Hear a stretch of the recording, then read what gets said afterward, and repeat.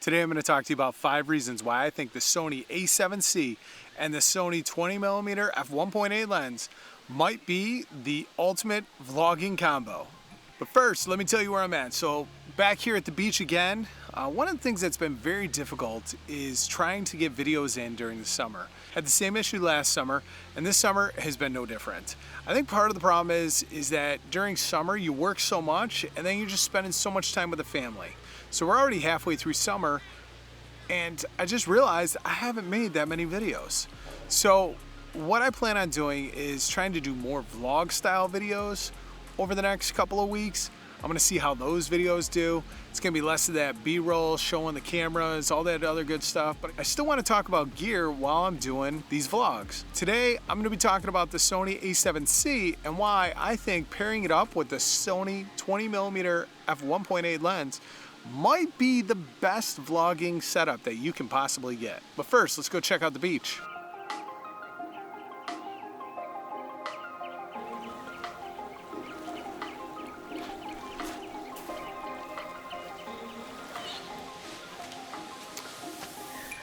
So the first reason why I think that the Sony a7c with the 20mm lens might be the perfect vlogging setup is because with this setup, it's very small, it's very compact. You could go ahead and get that 16 to 35 f2.8 or even the f4, and you'll be set up pretty nice because you'll have a little bit of a zoom reach. But with the 20mm, it's a prime lens, so it's gonna be a little bit lighter than both of those lenses. Now Tamron does make that 17 to 28 lens, and that's an f2.8, and I've considered getting that one because it's a little bit wider than this 20mm, but at the same time it has that zoom functionality. I really like the way the 20mm looks. It's wide enough where it doesn't extremely distort your face, and f1.8, so it's a little bit better in low light, so you can vlog a little bit longer into the day. Now the Sony a7c is the lightest full frame camera that you can get on the market, and the Sony 20mm f1.8 is a very light lens as well. So all in all, this is gonna be your lightest setup, so you don't have to worry about zooming because you're at a fixed 20mm. That's why I ultimately think the 20mm might be a better option, is because it's just lighter and it's easier to use. Now, the Sony a7c does have a flip out screen, so you're able to view yourself while you're creating content, which makes it a lot easier to vlog with. If you can't see yourself, it's gonna be very difficult to vlog, or even just do standard content creation. So having a flip out screen definitely helps. The downside is that when it's in the sunlight, it can be a little dim. So you wanna make sure that you turn it on to sunny mode, but then make sure you use your zebra settings so you properly know when you're exposed. I do have some zebras coming in on the face over here. So I do know that I'm a little bit overexposed, but that's okay. That's okay, because at the end of the day, it's about getting the shot, right? Now the Sony a7c does have the ability to give you slow motion at 60 frames and 120 frames, but only in 1080p, so it's not gonna give you that 4K like the Sony a7S III. But the question is if you're a beginner just looking to start out in the full frame market, do you need the Sony a7S III?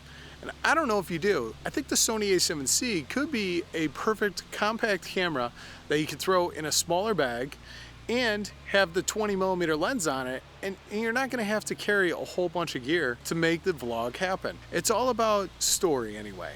So this image looks very good. It is a 4K image, downsampled from 6K, and it gives you a nice sharp image. I dare you to be able to tell the difference between 1080p and 4K when you're watching on your smart device. Now your smart device generally shows an image at only 720p.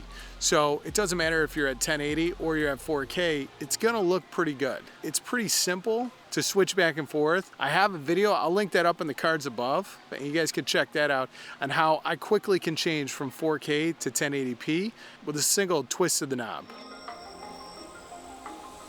Now the Sony a7c also comes with the full picture profile. So like right now I'm shooting with S-Log2. It also comes with S-Log3, but that 8-bit codec is very difficult to grade on the S-Logs. You can also shoot in Hyperlog Gamma, HLG.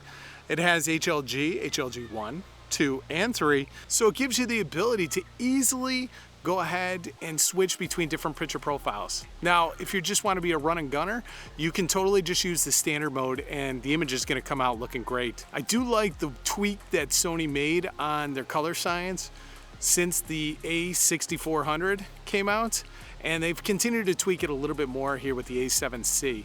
So I can tell you that the picture profiles look very nice. I think the HLGs will do perfectly fine, and then the S-Logs do look really nice as well.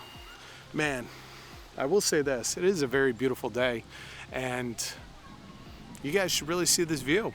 So let me show it to you.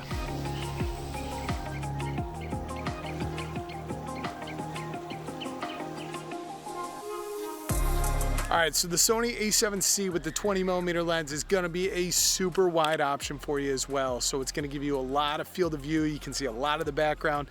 Now I do recommend stopping down to f2.8.